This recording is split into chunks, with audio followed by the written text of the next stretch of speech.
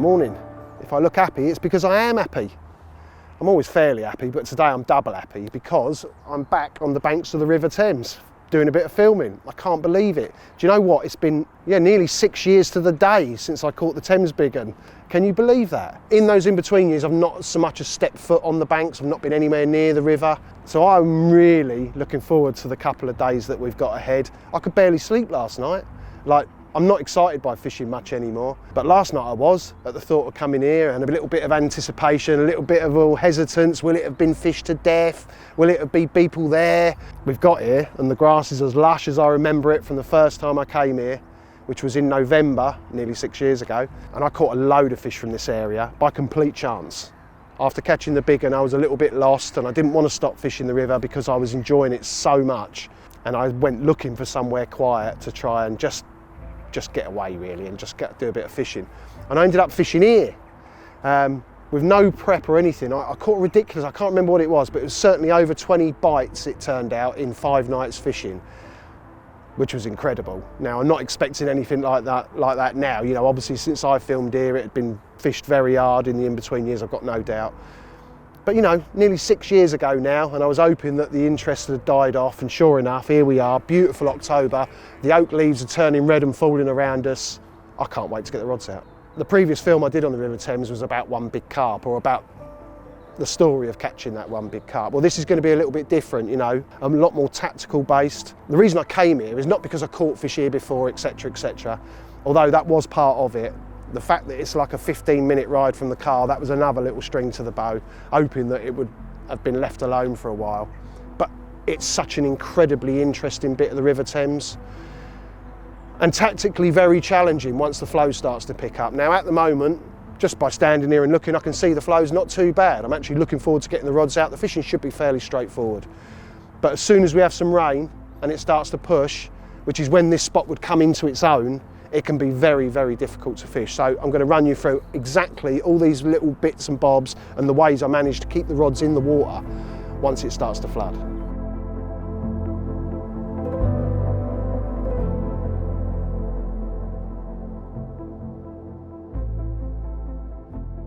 Partly the reason that I decided to come here was because this is such an amazing swim. Now, everybody automatically assumes river fishing for the most part is going to be a straight run with a flow going one way or the other, and you fish accordingly. You know, you'll be fishing down to a bush or off a boat or a jetty or what have you. Well, this is a really, really different spot, and not just a different spot for a river per se, but for the River Thames. This is a very unusual area. We've got a big bend on the river here, almost a right angle, almost unheard of. When you look up the river, there are very, very few big bends, or tight bends I should say. But more than that, we've got almost like a big open piece opposite us, which is very shallow, you know. And because of the way the river runs here, the current actually comes straight through under the rod tips, hits that wall over there where the depth is over 20 foot deep. So you can imagine through all the floods over the years, like smashing into that big wall over there and digging it out and digging it out and digging it out. And of course, what's left is on paper a fantastic fish holding area. 20 foot deep bit of river, fast current through the edge, slack water over the back, shallows, weed, come on, you know what I mean? It's got everything and then some. And even though we haven't even been here long, and in the weed over the back, we're pretty sure we've already seen something that could well have been a carp. You know, we've had warm days. Even though it's October, the leaves are going on the oaks behind us, it looks magnificent, it's got that smell and that sort of the first flush of crispness in the air, you know, of autumn approaching. But we've had a couple of warm days recently, 25 degrees I think yesterday, might even been 27.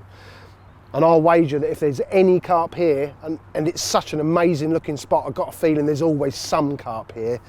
They're going to be over the back today, sunning themselves in that weed and in that shallow water, which is brilliant for us, because we're going to be fishing on the cusp this side of where it's dropping down into proper fishing depth, say 8 or 10 foot. And the fish can stay over there in the day. I'm quite happy with that. It gives us time to get rods out, get a little bit of bait in. Spots that I've caught from before, or friends have caught when they've been with me before. And you know, this is the thing on the river, it's very simple. You know, where you've caught them from before, you'll catch them from again if they're there. Stands to reason. So we're going to get a couple of rods out. Like I said, re-familiarising me spots. One of my better spots here was across to the far wall. and it's about 10 foot deep but very hard, really, really clean fishable ground, and like 25, 30 yards to the left of that it just drops into the abyss. So obviously a really good heavy change of depth, really prime area. And of course my rig, when I'm casting over there, is sat in 10 foot of lovely calm water, but this side, like, we've got heavy flow, heavy boat traffic. So everything you do has got to be done quickly. You've got to get that rod out, get the captive back lead on. We're using captive back leads.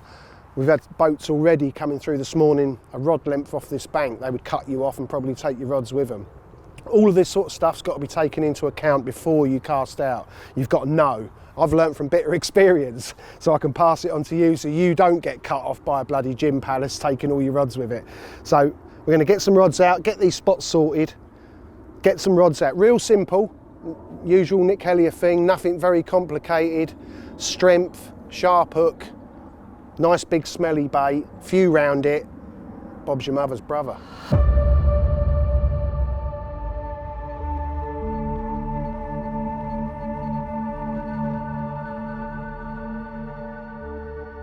Right, I'm just about to put this rod out. I've got it clipped up off the far wall, perfect depth, 10 foot I reckon. And I've got a good pull, and then I start to get a load of fluffy weed. It's perfect, it's perfect. But because of all the flow is on this side, and although it looks insignificant today, it very quickly forms a huge bow in your line. And speed is of the essence. Like, I literally, as that lead hits the bottom, I ship the rod back, hook on the captive back lead, let him go right out, then get the line down and tight as I can, as quick as I can. That's imperative to keeping everything set right and fishing. Like, if you let a big bow into that line, much more area, just much more pull on it, and you're much more likely to drag the lead. You know, you'll be sat here, you'll hear the bell go, and you'll look up and the line's still tight, and you think, oh, must have been a liner. It's probably your lead dragging. Like, all these things are pretty critical, and you have to be right on your game, like, you know. So as soon as all these rowers are gone, rod's going out, back lead hooked on, line down, quickly tighten it as quick as I can. Job's a good one.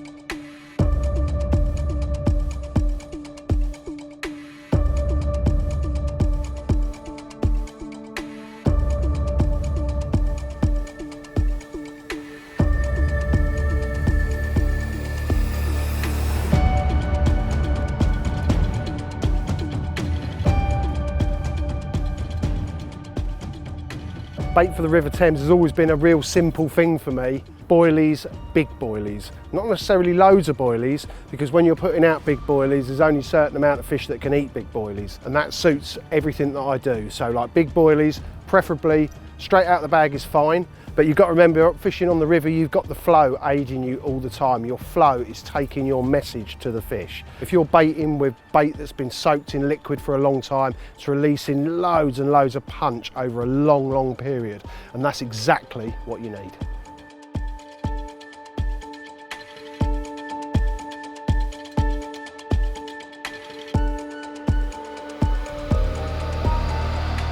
The big shallow bay area over the back is very weedy, unsurprisingly, and it's like a crested, if you imagine, as the flow brings all the sediment and rubbish down, a lot of it spills out into that dead area. So you can imagine, even if it wasn't weedy, a lot of it's really choddy, heavy chod. There's almost like a sunken island out there of leaves and this is basically what everything works around. You know, you've got deeper water up the back of it, and even over the far side you've got lovely clear weedy and a couple of shallow clear bits. But anything this side is absolutely, you know, more oxygen. Like, it's just walls of like filamentous algae and Canadian pondweed, and it's actually difficult to get a job until you come away just enough where you're out of the depth for the weed growing, and that's exactly what's happened here. I'm clipped up at about 60 yard. I was getting weed. I've come back half a rod length, crack, like glass. So that's good enough for me, Jack. I'm just going to clip that up, rig on, out there, a few boilies round it, we're fishing.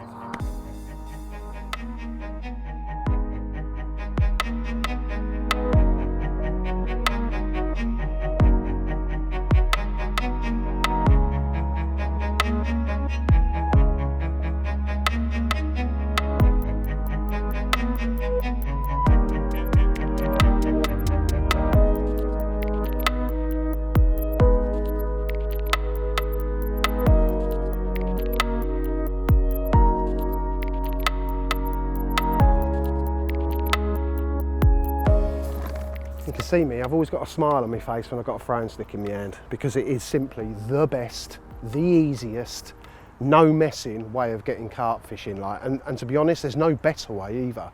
You know, all the ag of spomming and wrapping up and clipping up and making bait, and like the mess and the time and it's just wrong. It's wrong, isn't it? Like cod balls, throwing stick, simple rig, chuck it out there, you're fishing.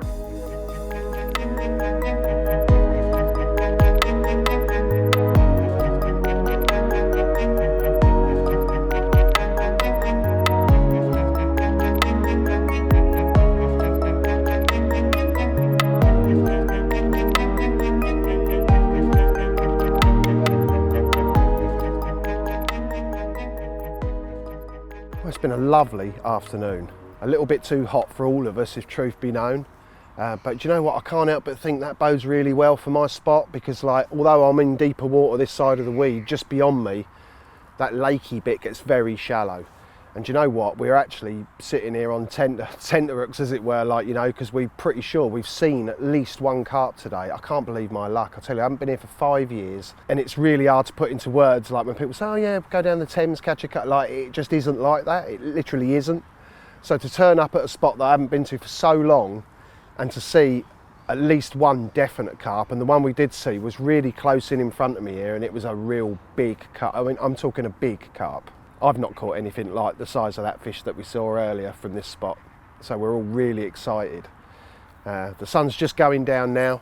I've got 2 rods in position earlier, and they were put out so well, and it's so clean there, and they went down so well, and they got bait round. I'm not even going to move them. I've been watching them all day. There's been a lot of boat traffic. The flow picks up and drops back with the locks opening, depending which ones are opening at which time, all of which have a tow, you know, and have a toll on your line and the pressure put upon it.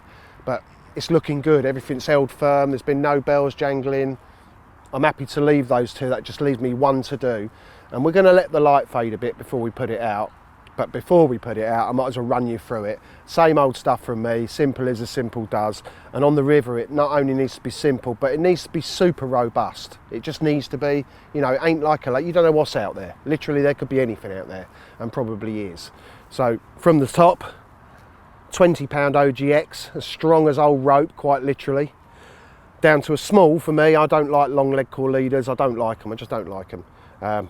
What's that? Probably 18 inches, maybe 2 foot sail, close to of leg core, down to a 4.5 ounce lead, cam soft hook link, same old thing. I know you must be getting bored of it, but like you just, everything has got to be the best it can be, and this is the best it can be.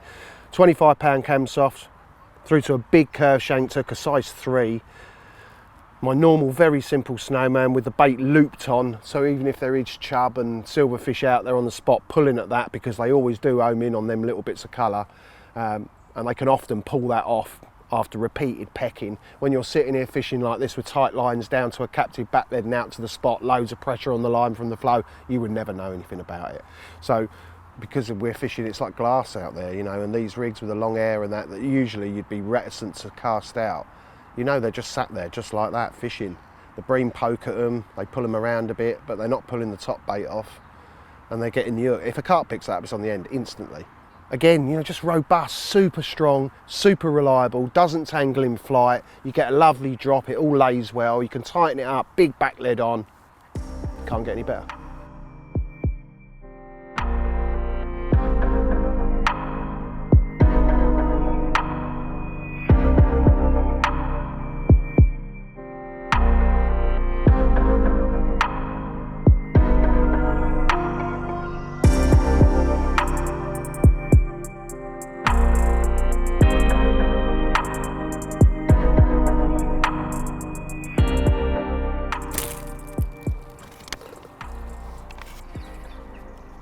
One for luck.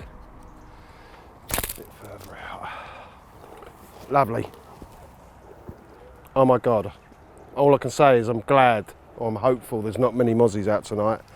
Otherwise, I am dinner. The sun's gone down. I've got my last rod out. I decided to put it where I saw that really big fish show earlier. You can't knock, can you? You can't look a gift horse in the mouth, as someone once said. So anyway, I've got one down there. My other rods are out. I haven't recast them because they're fine. It's looking real good, and it feels real good to be back on the river. You just can't, I can't put into words that feeling of freedom. Like, look, I mean, look at it. It's just beautiful. No one's been here, no one's bothered us. There's clearly carp here, clearly. We've seen one definite, and pretty sure one over this morning over the back in the shallow where you'd expect to see them. So we're mega hopeful. Like, it's trying to put it into perspective. You go down the river, we used to fish the River Thames for many, many years, and back then the river had many more fish in it than it has these days. And we still rarely caught them, do you know what I mean? Because we like to flit about and fish a swim like this, and then tomorrow night fishing a weir pool, and then the next night go and fishing a lock cut or something. It was ever like always something exciting to be doing. But like, I'm stood here tonight, and like that buzz is back, and some, you know, seen a great big carp. Like, everybody is all well buzzed up for tonight, but I fished here before in the past and didn't catch many at night. Most of the bites are first thing in the morning, as you'd expect. So the rods are out, there's lots of stinky oily bait out there, there's carp in the swim, we are buzzing. I don't like saying that word, it's a bit pathetic, but anyway, we are buzzing, it's looking real good. I am happy to be back.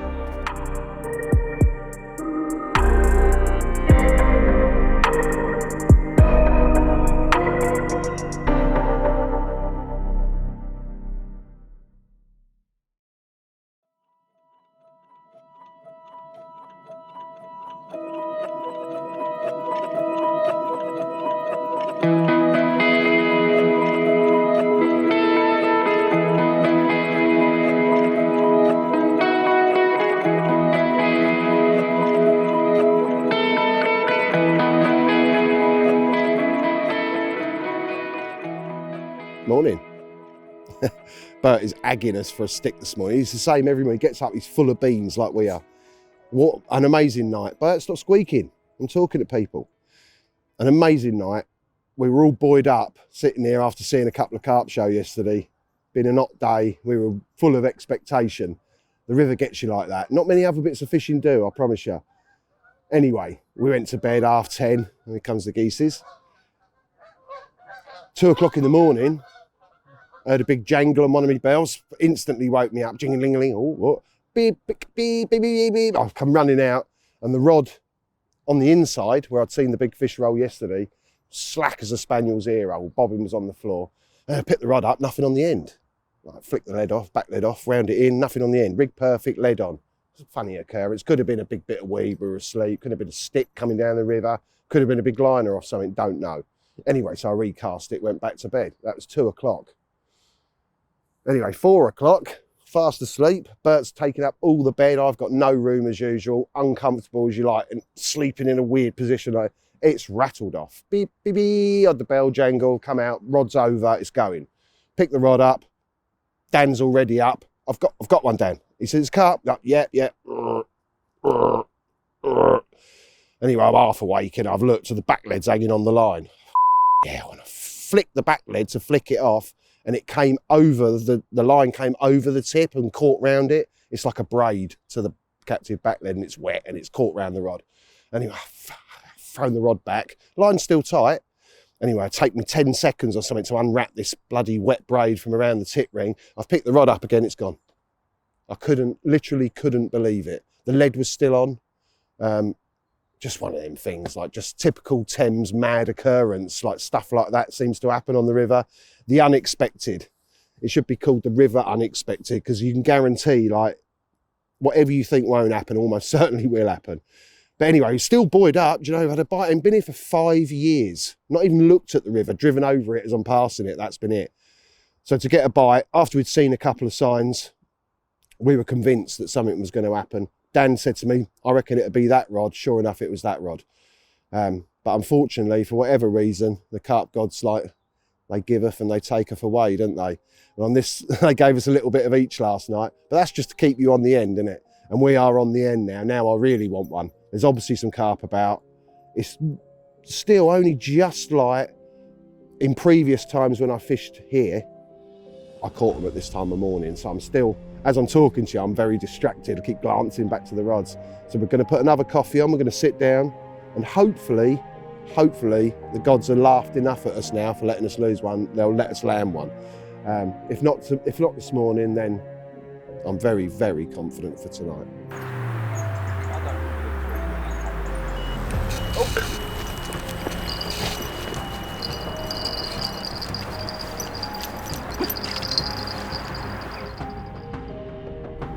Look how fast it's coming right, look.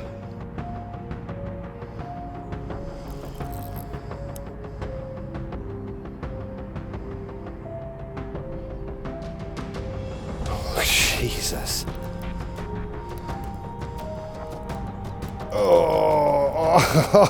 Oh, he's pulling very hard. Oh, no, please.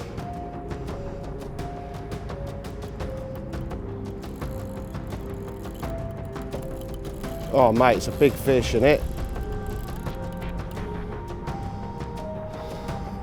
I might have to follow this. Can someone grab the net and follow me down? Because he's gone a long way down the river.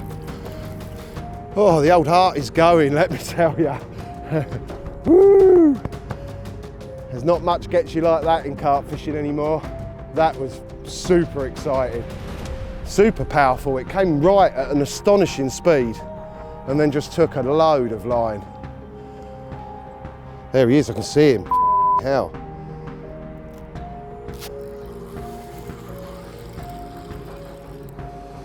Woo, Thomas, how exciting is that? There he is. Look at that. That was just the most incredible fight. Jesus wept.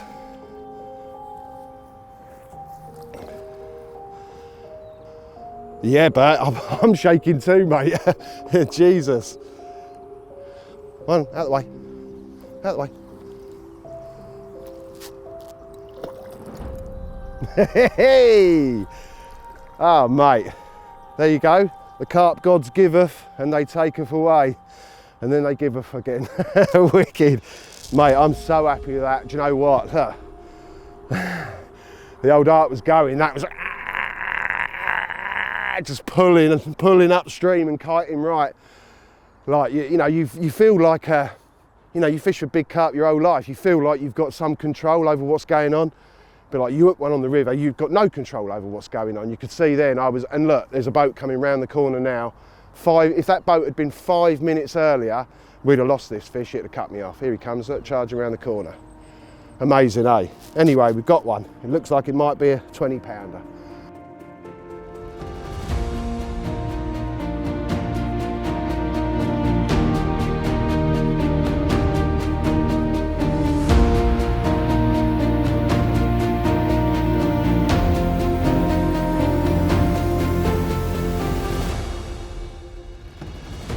I am genuinely over the moon to catch this carp. It pulled so hard, it moved so quick. From hooking it to it coming right, it came right 40 yards in like seconds. And then took loads and loads and loads of line and felt like an 100-pounder like they all do in the river. But you've got to be happy with that, ain't you? I know I'm absolutely made up. Like to turn up after 5 years, no prep, come back on a bit of a whim, out of nostalgia I guess, if nothing else. You know, as long as the Thames is, I don't know, what is it, 200 mile long or something? It's just amazing, you know. When you actually find one, it's almost miraculous when you catch one. I know it sounds ridiculous to say that, but it is like all carp fishing. Almost everything is down to location. You can't catch what isn't there. And when we saw a carp show yesterday, I said to the boys, you know, like you could fish for a year on the Thames and not see a carp jump out like that. I think they thought, yeah, I probably see them all the time, but you just don't. It's a very rare sight to see Thames carp rolling and stuff. And when you do see it, the buzz is just incredible. And then to be rewarded with one, wow, it's fairy tale stuff, isn't it?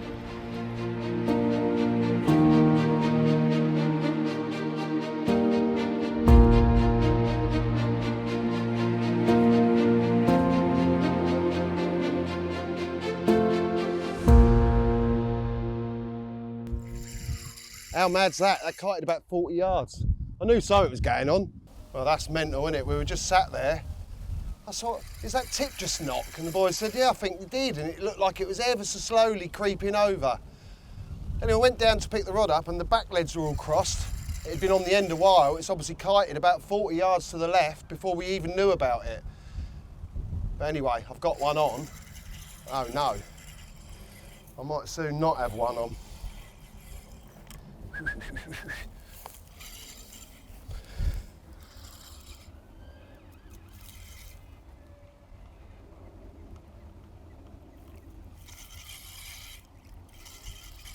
It's gone.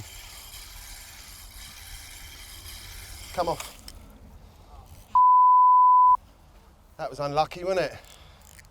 That was a proper bit of excitement, that. I'd seen a carp show out there this morning, possibly two. And this was a rod that I'd had down the edge last night. And this morning when I recast, I chucked it out just to the right of where I'd caught one. And it was a bit deeper, but clear. And it was a single, but on the edge of the spreader bait with a throwing stick. Anyway, it's just gone. But what was interesting, with a big heavy cat, you can see how close these boats are coming through. They are literally a rod length off the lines, you know, and they're big boats, so you've got to fish these captive back leads deep. And obviously with a 2 ounce captive back lead, fishing across a flowing river into a slack piece beyond, if it happens like that, which it did on that occasion, the fish has picked up the lead and come down current, even though it's not in the current, it's in slack water over the back, it's coming down current, and the line being pushed down current remains tight. So you can imagine you get a lull before you get any indication at all. If it had shook the lead off instantly and come back towards me, I'd have had a big drop back and it would have been much more obvious. But anyway, that fish had already kited round through a lot of that algae, and it was coming across the river. But as that boat came, it never cut me off obviously, but as the boat came, I sunk the rod deep and it was pulling very hard for a second, and then it's gone, it's pulled the hook. Unfortunately, that's the nature of doing this sort of fishing. You know, the boats, you can't see them, and they come around that corner, they're on you before you even realise. And that's always the risk of, like, you wait a while for a bite, and when you get your bite, if you're that lucky, and I've been very lucky to get a few bites, so let me tell you, it can all be taken away from you in an instant by a boat or a rower, or there's just so many things that can go wrong. But then it just makes it all the more exciting, doesn't it? Like, I'm absolutely loving it. Like, you know, to turn up cold on a bit of the River Thames in October with no form, no pre-baiting, no nothing, not even been here, seen this section for 5 years or more. To rock up and catch a couple is like, wow. Do you know what I mean? Still blown away by that. And we're all loving it. Not just me, but the boys filming as well. We're all having a great time. We're all buoyed up. Last night we were all sat here chatting and buzzing. And that's the beauty of carp fishing, isn't it? You know, when stuff's good and exciting, there's anticipation, like the mood in camp is just brilliant, isn't it? And it's been the same all morning. Caught that one on a recast, and now I've had another bite like late morning. I said to the boys, I've had bites here before, mid-morning, midday, early afternoon. You know, you're on a river, there's not a lot of rhyme or reason to it, and because of the nature of the spot and the fishing, they really, literally can come at any time. Loads of boat traffic this morning. The water's a bit more coloured from all the traffic. Just gives them a bit more confidence to feed, I think. Anyway, I got another bite. Sadly, I lost it. That's carp fishing, but we're going to sort them out, get them back out there.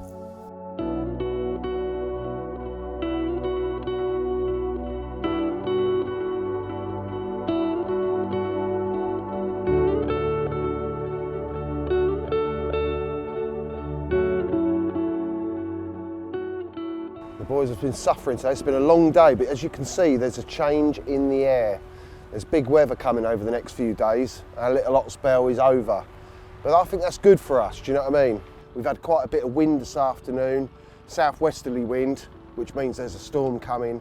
But it's looking and feeling carpier. It's cooler, like there's a bit more cloud cover. The rods are back out. We're going to top them up and recast them in a minute, just before dark. But like I said, it's wine o'clock. The boys have worked hard. Jake's been down the shop and got us a Beaujolais Villages, a nice looking one and all. So we're going to sample this for starters, and then we're going to have a lovely barbecue once it gets a bit darker. And yeah, just enjoy being on the river. It's such a bloody lovely, but we've just had the best time. Normally when you go fishing and filming, like, it's like, oh, I've got to do this, got to film that. Everybody's just been loving it here because there's so much going on. The boats, you know, all the posh houses and the joggers and the dog walkers. It's just been brilliant.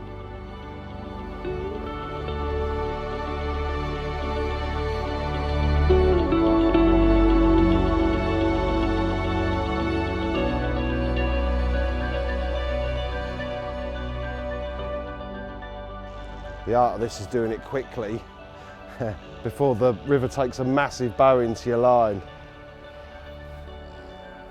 And also, sliding it down the line without dragging your lead back is another art, really.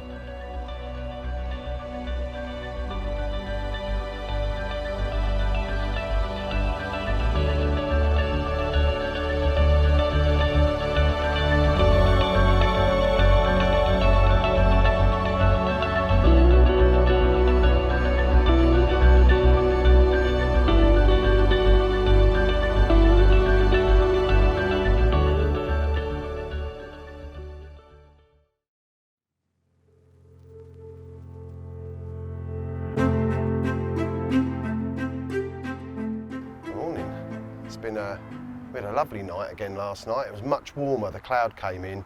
We could tell the weather was on the change, you know, it's forecast to get progressively worse over the next few days. And yeah, just as we were about to go to bed, we had a lovely couple of bottles of Beaujolais Villages and a barbecue and that. It was really nice. And we were all a bit full and a bit woozy by sort of 10 o'clock, so it was off to bed. And just as I went to bed, I had a couple of little slight jangles on the old jangle bells. And we were like, yeah, it's looking good. I reckon there's going to be more action. But, you know, typical Thames fashion, no more action.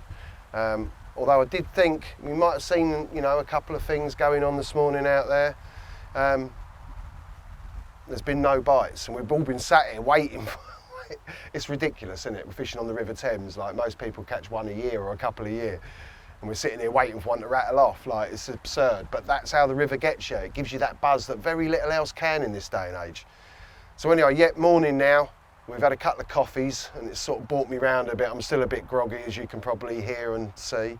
Been sitting here playing with Bert and his stick, ever hopeful that one of them bells jangles and it rattles off. The weather is darker this morning. The sun's come out a little bit now, but this morning it was proper dark and quite breezy, and it just looked bang on for a bite. And you know, there's every possibility we could still get one, but you know, it's pie in the sky on the river.